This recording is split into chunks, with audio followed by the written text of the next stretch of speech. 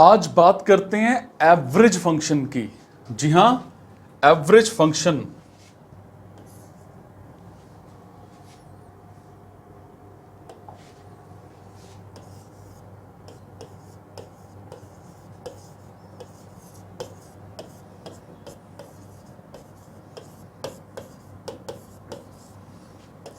Average function, average function यानी औसत। Microsoft Excel जो है ना, माइक्रोसॉफ्ट एक्सेल में भी एवरेज निकालने के लिए इस फॉर्मूला का यूज किया जाता है। बहुत इजी है।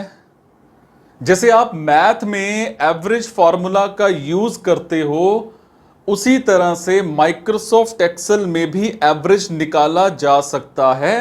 साथ ही ऑटो अरेंज जो एवरेज है वो भी निकाला जा सकता है। पहले देखते हैं कि मैथ्स में एवरेज का फॉर्मूला क्या है। आप क्या करते हो? आप करते हो एवरेज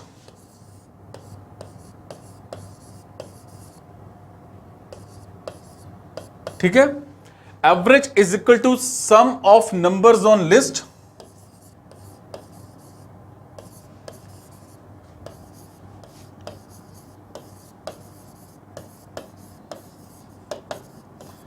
ठीक है। फिर आप क्या करते हो? इसको डिवाइड करते हो amount of numbers in list. ठीक है, इसको डिवाइड करते हो amount of number on list. अब यानी लिस्ट दिए गए नंबर्स का जो डिवाइड है ना, टोटल नंबर्स। फॉर एग्जाम्पल, अगर 2, 4, 6, 8 का एवरेज निकालना हो तो हम क्या करते हैं? 2 + 4 + 6 + 8 divide by 4 is equal to 5 आ जाता है ना। अब इसी तरह से हम एक्सेल में भी एवरेज निकालते हैं। माइक्रोसॉफ्ट एक्सेल में एवरेज निकालने का फॉर्मूला है इज इक्वल टू एवरेज, ठीक है,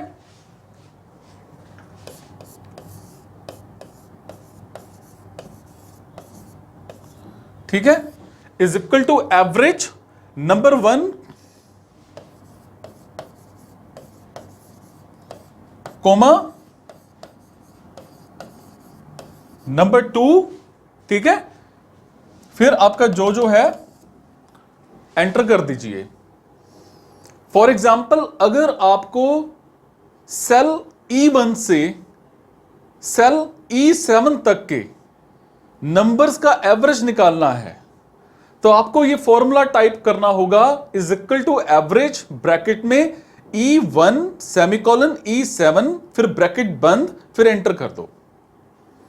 इस फॉर्मूला में ब्रैकेट में जो लिखा हुआ न्यूमेरिक है आपकी सेल रेंज है, और एक्सेल में इन्हीं नंबर्स के एवरेज निकालने का फॉर्मूला। दूसरा तरीका है, यह भी हो सकता है कि पहले इन नंबर्स का सम कर लिया जाए और फिर उसे 4 से डिवाइड कर दिया जाए। ठीक है।